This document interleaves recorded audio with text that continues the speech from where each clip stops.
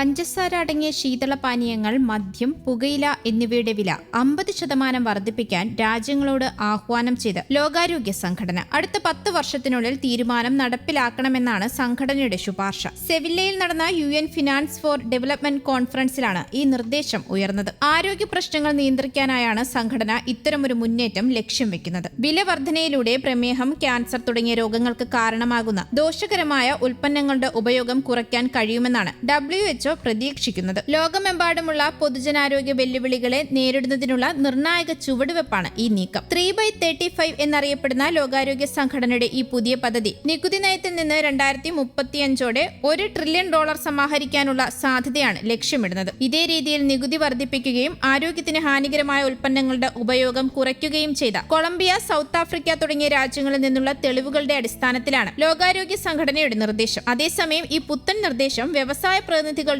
എതിർപ്പിന് കാരണമായിട്ടുണ്ട്.